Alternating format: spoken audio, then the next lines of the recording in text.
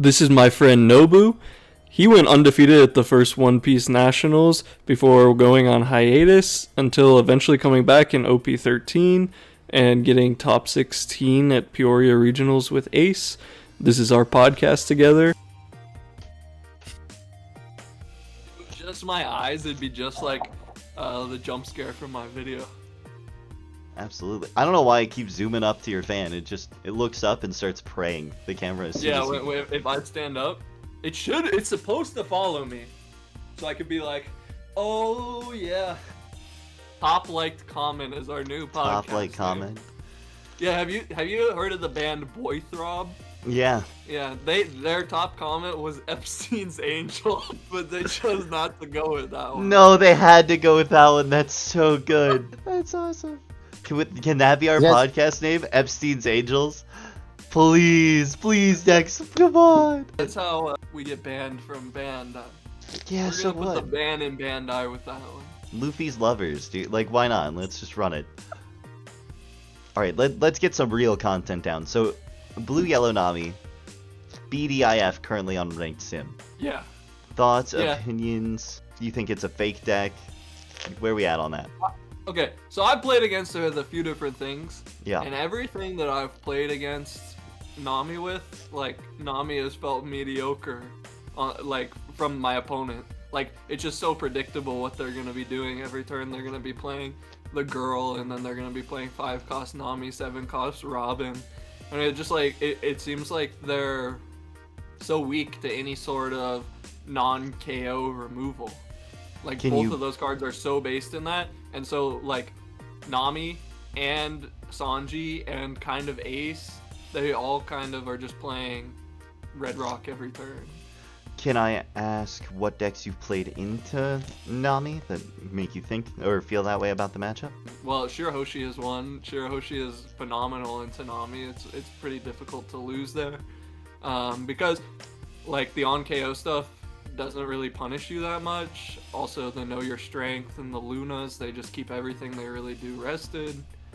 And you can all the time swing into a Robin with a Scaled Neptunian, just take the life, and it's totally fine. It's like I feel like the main weakness, also playing stuff like Sanji against it. Yeah.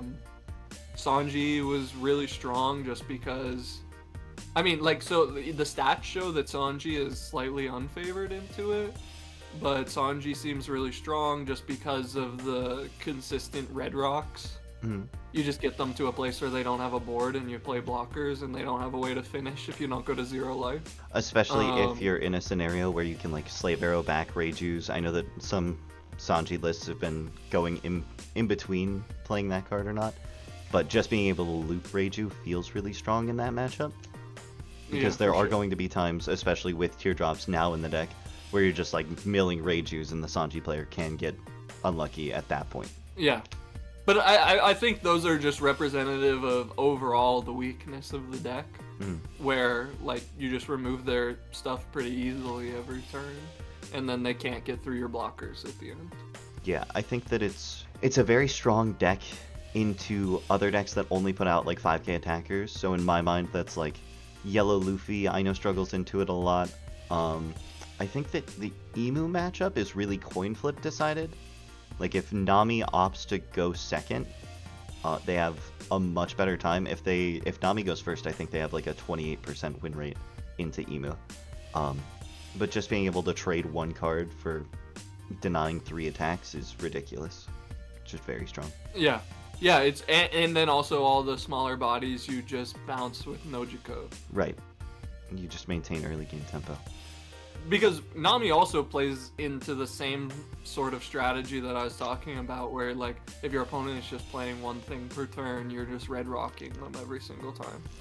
Which is why, like, sometimes if you're just playing Ace, where you just, like, play new gates and they just hit you with red rock over and over again, that matchup would feel bad. But of course, like usual, just going wide solves that issue. Right. I'm looking at the list and trying to see anything that I think Nami would also struggle with. Like, I think Nami floors Boa. I don't think that one's close, even remotely. Because that's also another deck that just spawns out the 5k attackers. I think that there are sometimes board states where Boa is able to prevail if they're like staying healthy and hitting some triggers, and then like just 9-cost Boa is so strong. Sometimes if they just go 9-cost Boa, 9-cost Boa, it can be tough. Okay, yeah, I could see that. Like I don't think Boa is a completely free matchup. Do you think that the Thriller Bark Pirates engine is better than the other, like, sub-engines? I know a lot of people are either saying you play the Gecko Moria package or the Whitebeard package as, like, top-end. Personally, I think that the Whitebeard package outclasses the Thriller Bark slot a majority of the time, just because, like, especially in the mirror, it's more relevant to have the bigger stat line. But I would love to hear your opinion on that. So you like the Newgate for the mirror?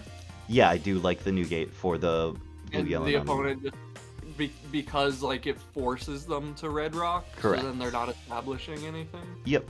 And then you're still able to maintain your tempo. Because how I think the mirror goes is it's the first person to establish Robin and then begin that chain is in the pilot seat for a majority of the game. Because the second turn player is either responding with their own Robin or red rocking the initial one and trying to fight back on board, which doesn't really work out for them most of the time, because then on 9 you follow up with another Robin, then on 10 you Newgate, that sort of thing. So if they go red rock into develop nothing on their 8 Dawn, you play a Newgate on your 10, you're still a body ahead, is the thought process on that one. Yeah, I think largely the advantage of the Thriller Bark package is just that it's high roll. Yeah. It's just giving you an opportunity to high roll that if all your life are non-trigger, you don't have otherwise. Yeah. It's also just being able to... People love the high roll, so like I think that's why that one's gonna be more popular, the Thriller Bark. Or mixtures of them, because people just like to throw good cards into a deck that's just like a good fundamental leader, basically. So Perona, in my mind, is the best reason to play that package. Like, Hogback is a good card, don't get me wrong, but a lot of the time as Nami, not being able to like manually trigger that Hogback, whereas like if you're playing Black Yellow Moria you can, makes it so that you lose out on a lot of value. Because then you are just stuck with like, okay, yeah, I'll swing my 5k beater and get a card every turn. Like, it, not that it doesn't amount to anything, but especially if you're playing a mirror, it doesn't help you. Does that make sense? You're saying like his opponents will just swing into the 5k Hogback so and force. They either swing into the 5k Hogback when you don't have your trigger body and trash, because the only things you really float into are Kiku Nojo or Baby 5. Or they just completely ignore the Hogback, because if you're playing on curve, then in the mirror, the opponent won't be able to get value out of that Hogback swing with leader effect. They just won't have the Dawn in order to swing you it. You need what you're saying is you need Perona to get value from Hogback. Yeah. So it's like it's requiring the combo, which just leads more into the high roll aspect of it. Like, because I've played some games where every life was a Thriller trigger, and then like they would also just like they have the Perona. Like, because you can easily poke them at the beginning, but sometimes they just like leader ability Perona in the trash right away, and then trigger. Right, exactly. People love playing yellow like that too. So. That's all I have for blue yellow Nami. Do you have any other? Well, I think that segments well into talking about like the second deck, which really doesn't fall into any of the traditional yellow aspects either. Other than the healing life aspect. gain, Yeah. From the 8 cost. That brings us to Rosinante. In case that wasn't clear, we were kind of beating around the bush on that one. But yeah, you and I both think that this is like pretty up there for BDIF, pretty close up to. Yeah, I certainly think that this is what a lot of the best players are gonna take to the upcoming tournaments. As somebody who's played a lot of law decks, I just don't like the deck very much, though. Can I ask, like, what don't you like about the deck specifically? Well, one of the things that I liked about the Law decks Mhm. is how much that they were able to deviate from just like a pretty predictable curve. I think a lot of people fall into a trap of exactly following Rosinante's curve every single time of the double searcher into the promo law into the Corazon Rosie law, Law, yeah. and then the 8 cost secret. So like that's pretty obvious, but I think honestly it's better a lot of the time that you play 2 bodies as opposed to playing that Rosie Law. Just being able to go wider, especially against anything that has removal, because Virgo is really awkward and clunky. But like beyond that, of that you should be playing 2 bodies instead of that one, the deck just feels so predictable, and it doesn't like feel like you're gonna make a choice where like your opponent's like, oh my goodness, I can't believe they did that, blew me out of the water. Which happens all the time with the other Law decks when you like restand a Cavendish or something. You get to really aggress early. I think also one of the major benefits for the Rosie decks, like one of the best cards that I think that deck can play, is the I Love You event. That card being able to cycle any of your previous tools back or just become a 1-cost 4K counter is ridiculously strong. Yeah, that does add a lot of like player choice too, where you're really planning for the future. Yeah. Or people will play it the way like just curve out the deck and then they'll just use that to grab the 2K Law every single time, and sometimes it works out for them anyways. Absolutely. Oh, like honestly, I've seen a lot of people tunnel into, oh, I need to find multiple copies of the 8-drop, the secret rare Femlaw. Yeah. Whereas I'm like, okay, if you just played I Love You and grabbed back from the trash, it frees up, you can grab another 2K or more tools that you need, like the 7-drop plus 1K onto all of your Rosinante and Heart Pirates cards, that sort of thing. How dare you say that name? I've had a lot of banned from this podcast. I've had a lot of people have arguments with me about the 7-cost Law not being able to buff leader. I'm like, guys, I promise it works like that. You gotta read the card and go with the spirit of it on that one. Do you know what I'm talking about? Well, there was some other thing at the beginning of this format. I was seeing so many screenshots of sim opponents getting really upset after they lost because they swung into Robin. Oh, poor Batsu. I really wonder how many just dog water reports he gets on the sim. That guy is doing God's work. He's like, yeah, the opponent's like, what just happened? Why did I lose? No, I had a conversation with him one time, and he was like, yeah, someone reported a Roger loss, and they were like, yeah, my opponent still had life, but I blocked and somehow lost the game. And I was like, all right, we just don't read the card. That's fine. We'll just file the report. It'll be easy. Yeah, I had that happen. I was playing Shirahoshi against an Emu on rank the other day, and bro typed in the chat, he was like, why do all your characters have plus 2K? I was getting ready to type magic, and then bro's like, oh, it's the Shira. And then he plays 10-drop, and he tries to kill one of my 5-cost bodies, and then I just flip the life over with Shira, and bro insta-concedes. Yeah. So like, he realized that Shira was giving all the guys 2K, but yet didn't read the cards. I think that's one of the best parts about this game is like, if you know a rogue deck inside and out, you can just absolutely destroy some people who just have no idea how to play the matchup. Like, I know. Yeah, for sure. Did you feel like that was a lot of your success with the Shirahoshi deck in the Red Bull event? Aside from it being a good call, of course.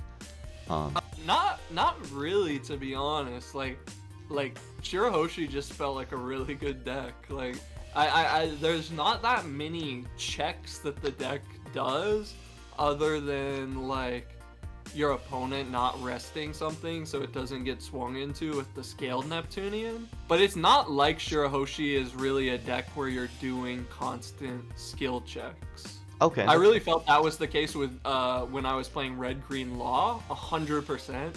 Most of my success at the tournaments was predicated just on the fact that my opponents didn't really know how to play against Law or how to play against 8-cost Kid.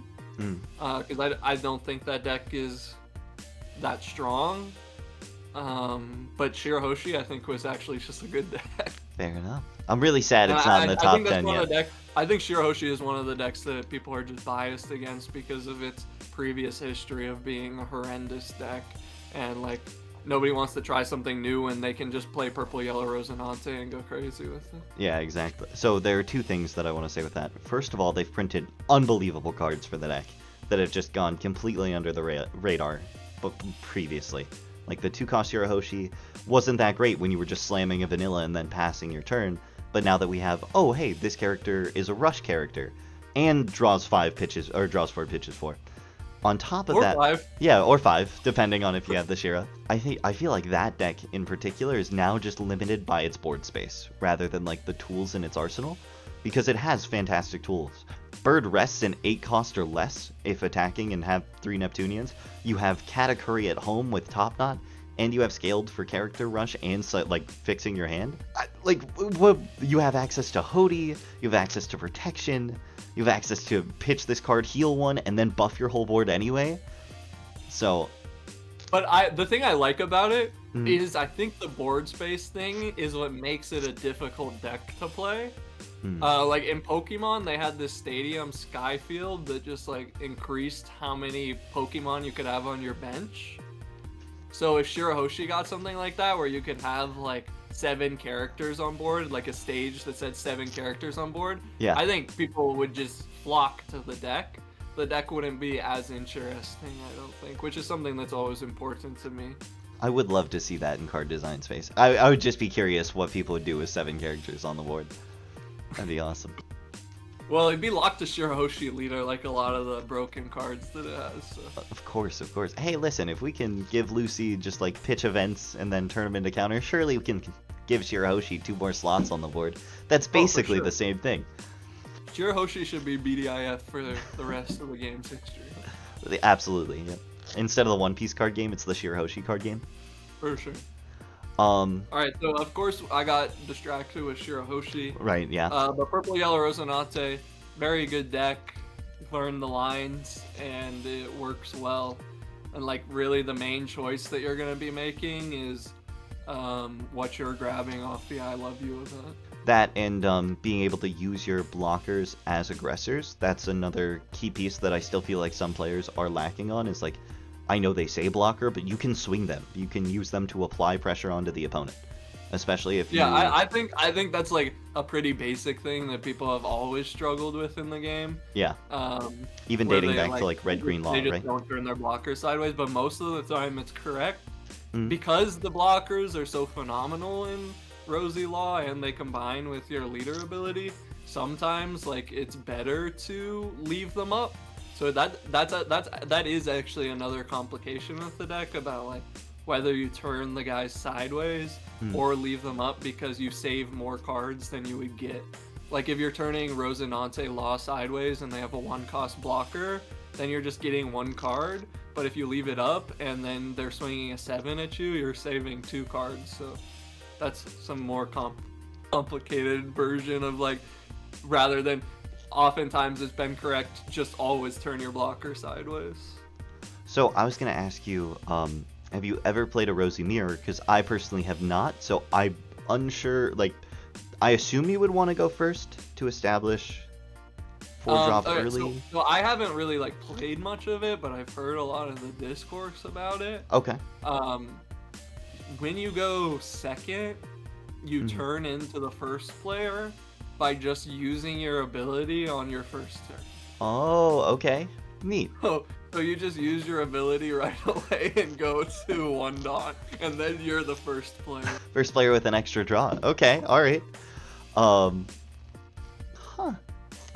So Yeah, then... and then there's lots of ways like the law that rips from hand and Gamma Knife, those will also reduce your... So then, at that point, right, the player who went first on their 3 Dawn turn, they won't be able to promo law re-ramp that Dawn. So it would be... Okay. Interesting. Okay. That's very cool. because they're going to go up to 3. Yeah. The more you know. Okay, so like, in the mirror, do you know if it's better to go wide or just establish as many Rosy Laws as you can? That sort of thing? I think it's really just fundamentals past, like, being a little bit considerate of how you use your Dawn in the early game to mitigate what their potential plays are. But other than that, it's just like a fundamental thing where and like the deck, as I was saying, it generally does a similar thing regardless, where you just like put out the promo law, then you put out the promo law plus something else. Like if you're a 5 Dawn, you put out 3 cost law, promo law. Totally fair. So yeah, I mean, I think generally the correct way to play the deck is just to go as wide as possible. I am looking at its matchup spread currently.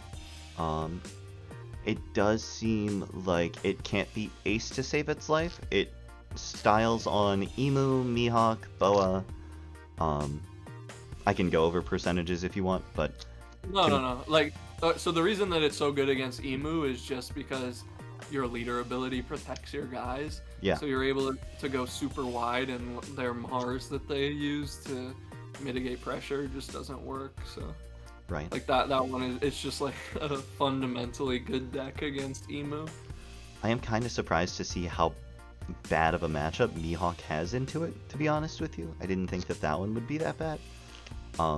Boa sounds right in terms of having an unfavored matchup, just because I think that Rosie being able to set pace on that one and really control board state is... Yeah, so the reason why the Mihawk matchup is so good is because you just swing so many 6s.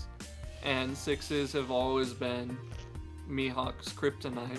Yeah, that 2k and now check. you can survive longer because of the 8 cost law. Mm. And if they play Shanks, you just Gamma Knife remove it. Okay, totally fair. Yeah, I totally forgot that they were playing Gamma Knife for a second there. But that Rosie really struggles into Ace. Unfortunately, just has an abysmal matchup there. Josu's just really good. Yeah, Josu's fantastic. Them setting up blocker beards and you not really having removal for it. You have Divine Departure and Gamma Knife, but... Yeah, that's pretty slow. Yeah. Also, that's also like they need to swing their new gate first or to free block with the new gate for you to even get value out of those. I think the main distinction though is other decks, when they do removal, they don't establish a body. So like if Nami is grab blading you or something along those lines, they're not establishing a body, so it's not that bad. The difference with Ace is that they're doing the Josu, so they're establishing a body while also removing your guys. And that same argument applies to Sanji too, in terms of the 5-cost Reiju, just being able to... Yeah, well, also the fact that one can just go infinite on Gravity Blades. Yeah, shout out to 5-drop Reiju. God, I love that deck. And like Virgo can somewhat solve these problems if you play it on curve, but it's only searchable off of one of the searchers, the sugar, and you have to play it on curve, and then like it's a terrible brick. Even you already have bricks. So even if they do develop it, at least from the Sanji's point of view, even if they do develop it, it doesn't feel like the end of the game. A majority of the time, you're still able to pressure life, and if they ever attempt to like turn the Virgo sideways, you can always Bruchette Blow, lower it down, clear it, and then just play your Reiju and Grab Blade anyway. So they really have to just leave it active, like we would the 2-drop Shirahoshi, just for protection. And at that point, you spend 5 Dawn to do nothing. Congrats, we love to see it. But they spend 5, they leave it active the whole game, and that's where it actually becomes a real game. Yeah. Otherwise, like you're just playing purple, yellow, Rosinante, and you're accepting you're losing the Sanji matchup.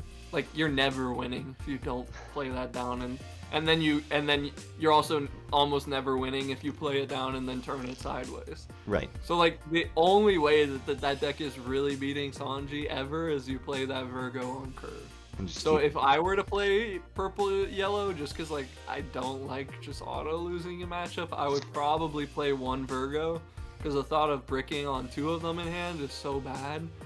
But just one of them, like you can discard it off the 8-drop law, correct? The yellow law discard. Okay. Or you can discard it off the Divine Departure. Oh, makes sense. Yep. So the deck has like a little bit of cycle, but it already has other bricks, so... That's totally fair. And then that brings us to Ace, in my mind, as a really good option.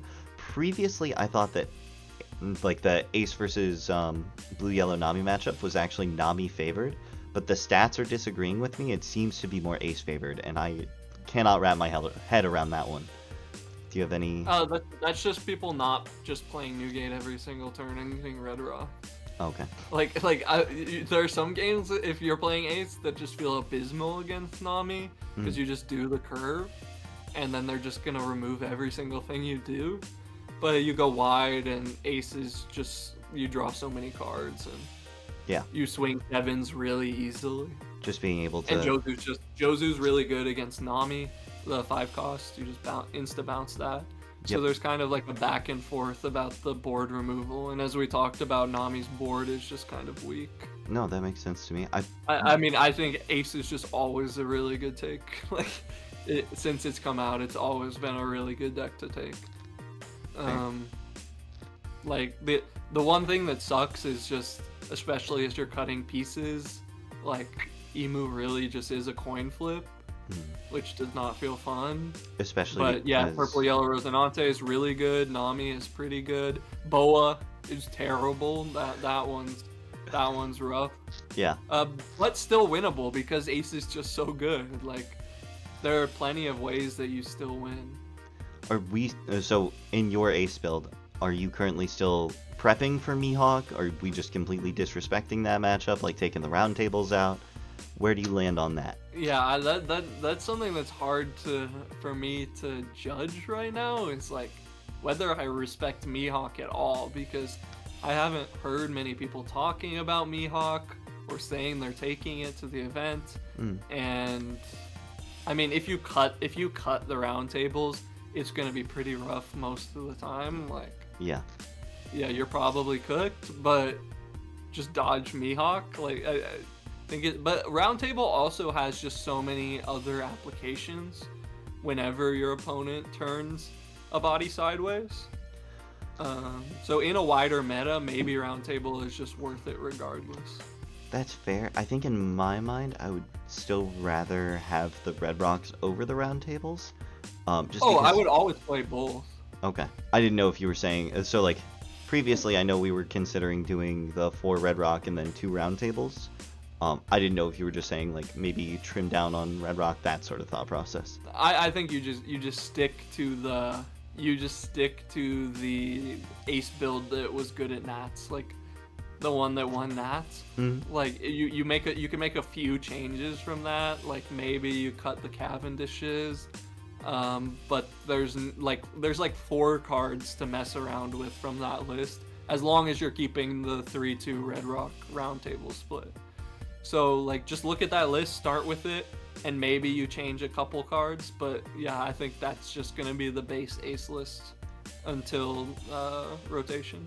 Yeah, and honestly, looking at like the top 10, Ace has pretty great matchups into beats Blue Yellow Nami, beats Rosie, coin flip into Emu, Boa's tough, Mihawk can be tough depending. Yellow Luffy, stomp on that. Snake Man Luffy can be tough if that deck's living the dream. I feel like Sanji's a bad matchup for Ace, and then Vivi, in my mind, is Vivi favored as well, but the stats aren't supporting me on that one either, so... Yeah, you think Vivi's favored in everything. You should take don't. Vivi. I really don't. I think that Vivi is really poorly positioned, but I do think that it has a good Ace matchup. That one I stand by. You know what's good in Ace also? Shirahoshi? Like the tier 0 deck that you forgot. Yeah, I mean, Hody Jones is my GOAT. That's my champion right there. So just being able to immediately challenge board or just go nothing but face all the time. Yeah, Huge. just Hody Jones every turn. Yep, and you're... Yeah, I think like the fundamental weakness of Ace is the fact that you want to let all your little bodies go. So like when you're playing against a deck where you're playing Newgate or buffing your leader, you let your little bodies go a lot of the time. So you end up super tall and not very wide because they're clearing those so easily. Like for Red-Green Law, you would just reduce those bodies and swing into them, and there's no way Ace ever protects them. Right. Or in Shirahoshi, you go the Scaled Neptunian and you swing into their body and they don't ever want to protect it because then you're just getting free cards out of them. So I think like those kind of decks where you're able to put pressure on their life while also easily clearing their little bodies so that they're forced to just be really tall, I think those are difficult for Ace. Yeah, absolutely understand where you're coming from there. I also think that decks that can go, so like specifically I'm thinking of Snake Man when I'm saying this, but decks that can go wide as well as being semi-tall or like taller than Ace's smaller bodies also could be a struggle for Ace because they're always a swing ahead. If you're using the new gates to clear over the body, then you're able to follow up with a red rock or just maintain the one body advantage at that point and keep on keeping on. So that's why that one could be a bad matchup, but like that deck has to see, in my mind, they have to see the dream. They have to see double to triple ramp into Sanji, into play something 2 turns in a row, or Sanji play something red rock, that sort of mentality. Yeah, I mean, that deck's just the greatest high roll deck that we have. It feels like it destroys a lot of stuff. Because, I mean, it can also become an 8K every single turn with Roger and have Gum Gum, like, Yeah. or it just doesn't. Yeah, so that does bring us to Emu on the tier list, falling just shy of Ace at the moment. I think that Emu is still really well positioned. I wouldn't be upset with that take at all. Rosie's a really bad matchup for you. Ace is a coin flip. Nami can be a coin flip. Yeah, Boba, I mean, that sounds bad, but, like, Emu players make it work. Like, there have been people who are just Emu players, but I think it's a really hard deck to break into at this point. I think the one thing about Emu that it holds over every other deck is just that consistency, that being able to filter every turn that not every deck gets. So like, over the course of that 9-round event, you're playing the most consistent deck in the room. Also, just if Emu takes anything to a long game, it always wins. Yeah, can't beat the Elders. What? Can't beat the Elders. The soul charge is insane. Inevitable. Yeah, especially Shirahoshi putting those Elders back, or just being able to constantly like cycle, rip a card out of hand, as well as just being a blocker at the time, or like a mandatory blocker. Yeah, crazy how many good Shirahoshis they've made. They're really sending signs about what people should be playing. Exactly. Look, Bandai knows. Bandai knows what's up. It was printed all the way back in OP5. They knew what they were doing. But yeah, I just feel like there's not that much to say about Emu. Like, yeah. It's insanely consistent. It wins in the late game. It'll work a lot of the time, regardless of what you're playing against. Mm-hmm. Especially if you really know the tempo of the deck. Agreed. That would bring us to Boa. Oh, wait, one more thing does it say about Emu? Yeah. As far as the Ace matchup, if people are cutting down to one Roger, like, sometimes you'll just win going first because, like, they'll bottom the Roger in a way that makes it so they can never get to it. And without Roger, Ace can't really beat Emu. Unless, like, the way that Ace beats Emu without Roger is your opponent expects you to have Roger and then swings all their guys or something like that. Yeah, it doesn't play Elder. I forget. Does the Ace list have one Roger or two that won Nationals? The one that won only had one Roger. Had one. Okay. I was wondering about that. Was he on 1 or 2 of the 9 beard? One. Okay. Normally that's... I think also in this meta, I think Ace with 6 cost Vista is pretty good. I think 6 cost Vista really makes a difference in a lot of those yellow matchups or blue matchups where we were talking about that they just remove every single thing you do. So if you just start with a Vista, then you already have a body that's stuck there. Yeah, and then it really gives more oomph when you're playing down your 10 beard. Then you get to swing, what, like 10-12 if you're at your $10 if you take life. Yeah. So then they red rock your Newgate, and then you're like, okay, I still have a 6-8K double attack that you can't do anything about. Yeah, just an absolute monster of a card. So if I played Ace, I'd probably cut the 2 Cavendish from that list and make them 2 Vista. That makes sense. Did you have any other thoughts on Emu before we kick it to Boa? Nah. All right. Boa Hancock. Oh man, it's really, for me, it feels super mediocre right now. I feel like Nami does what Boa wants to do, but better a lot of the time. Just in terms of survivability, having access to, or playing out a better boss monster in terms of 10 drop Newgate. That might be a controversial opinion, but I just think the quality of body on Nami is better than Boa. Any thoughts or Yeah, opinions? I think that's fair. I think like you gain a better ace matchup, Mhm. and not much else. Better ace matchup, worse into most other matchups. At least from my experience. And you also gain like just some auto loss matchups. So like I know that blue yellow Nami can play into Egghead Luffy. Boa, it can win. Don't get me wrong, but it is so much more of an uphill battle for the Boa player to be able to consistently challenge that board, because the yellow Luffy deck does what Boa wants to do, but with more life, that sort of thing. Yeah, Egghead Luffy is very bad. Yeah. Like it just I wouldn't feel very confident going into a tournament with Boa. But I don't know if I ever would have felt that confident going into a tournament with Boa, because sometimes like I've played games where you just don't see 2Ks, you don't have triggers out of life, and you don't see 9-cost Boa. Like, and I feel like that happens like 1 in 5 games. Yeah. Where you just don't do anything. So like it's always been kind of a risky pick. Was it you I was talking? I remember I was talking to a friend, and they were like, yeah, if Boa doesn't hit the first or second life as a trigger body, they lose. Like, it's a fake deck at that point. I don't know if I said that, but I certainly think that that's oftentimes true. Yeah. Other than just like relying on the strength of 4-cost blocker Boa and 9-cost Boa. Yeah. Those are Sometimes by far, you can pull through with those. by far the best cards in the deck. And I don't really...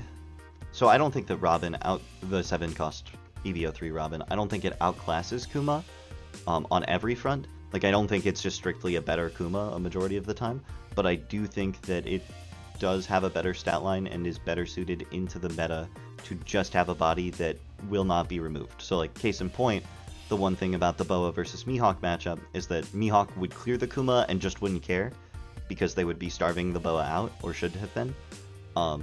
Which means, like, hey, I don't really care how much life you have, because in 1 to 2 turns I'll kill you anyway, right? That's the mentality.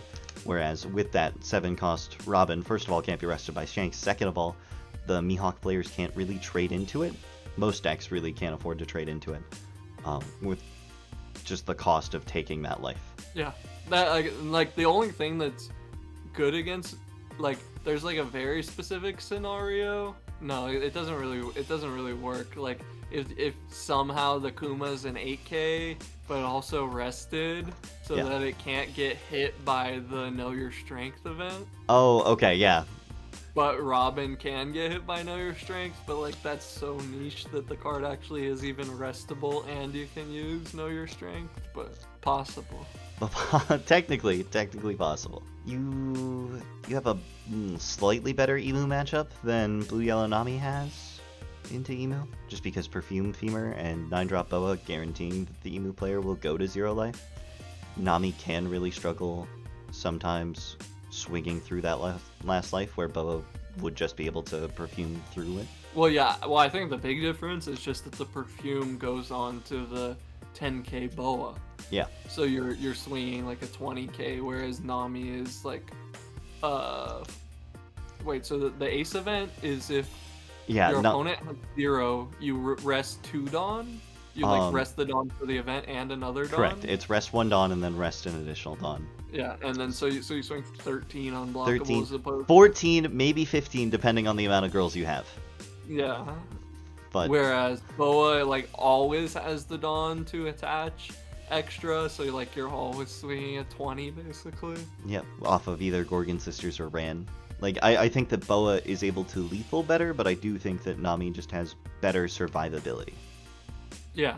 Also, like, I think, like, Nami is just a pretty basic fundamental deck, but Boa is more fun. People have fun, just their goal is get your opponent to 0 and unblockable them. That's been a strategy since day 1 that people have enjoyed doing, and that doesn't really work so well with Nami. The other issue is like that strategy, it just always has so many flaws in it, especially in this yellow meta where people are just adding back life all the time. Ooh, okay, didn't mention this in the Rosie part, but that's actually a huge benefit to Rosie, is like, sure, I drop down to 0, but I'm just heal that 1 life, right? That's all that they needed in order to survive. to stop it Yeah, so unblockable the reason that makes Rosie so much better is because Rosie used to have to be defensive of their early life in order to be able to guarantee their use of their leader ability to protect their guys. Yeah. But now they don't care at all. They get so much more card draw just out of life because your only goal now is to stay below 2 basically, so you can use the I love you event. Yeah. Like stay 2 or below. Well, below 2 if you're gonna play 8 cost law. Absolutely. Let's see, Boa matchups. Ace is fantastic. Emu's okay. Blue Yellow Nami is tough. Rosie is tough. Mihawk can be tough if you don't find a red rock on your 8 Dawn turn. Luffy is awful. Snake Man Luffy can be awful. Sanji, I feel like Sanji wins that matchup just off the back of the infinite grab blade glitch. And then Vivi is just... Wow, great spread there for Will. Yeah, I know. So that's the worst spread that we've heard out of anything for sure. Well, we have a few stinker picks down there. We'll wait until we get to 8, 9, 10. Do we need to go through those? I think we can just stop at Mihawk, because, like, honestly, Egghead Luffy and below are rogue in my mind. Yeah. So, or we could cut it off at Boa if you wanted to. No, I think we should talk about Mihawk. All right. Mihawk is like A fraud? a weird kind of threat in the format where I don't feel like anybody really wants to respect it, but maybe it'll be there. Like, it could show up because, like, it's just such a fundamentally strong leader. Yeah. Just because it's a basic green leader like Bonnie was that lasted forever, just because all you're doing is restanding 3 Dawn, the like most basic thing you can do that's good. I think, honestly, Mihawk is definitely on the opposite end of the power spectrum that Emu is. So, like, Emu has the flat consistency and the entire event. Mihawk is the, hey, my power level is, like, up here, but it's only for 60 to 70% of my games. The other 40%, we're missing boat, we're missing early game pressure, we're missing late game like, the deck is just missing a lot of those consistency tools in order to be a reliable threat into the rest of the meta. I also don't know how the Rosia matchup is now. It's bad. Okay. It's bad for Mihawk because of what I talked about earlier with all the 6K swings. Yeah. And then Gamma Knife on the shakes. But like so everybody I knew who at one point was playing Mihawk, like around Nat's time, have all abandoned the deck. I think largely because they had the experience where they played against somebody who hardly knew how to play the game, and Mihawk just didn't do anything or work at all, and then they lost. Like, it's hard to recover from the kind of losses that Mihawk will give you. Yeah, because a majority of the time it does feel like they're out of your control. It's just, oh, I simply didn't see it. And I know that. I think you'll have one tournament with Mihawk that just goes really well, and like it'll really hype you up on how good this deck is because it just feels unstoppable. And then you'll have a tournament where everything goes wrong, like Nationals for us. Like, yeah. God. If I had a time machine, we'd get ourselves off the fraud pronto. Holy. And I think that's been like such a universal experience with people I've talked about Mihawk with. Right, and then Nobody wants to play it. I see other friends of mine who are like, yeah, I took Mihawk to my Red Bull event and won. And I was like, that's crazy, man. I wouldn't have done that. But, you know, congrats on the deck, like, performing the way it, in my mind, the way it should. But,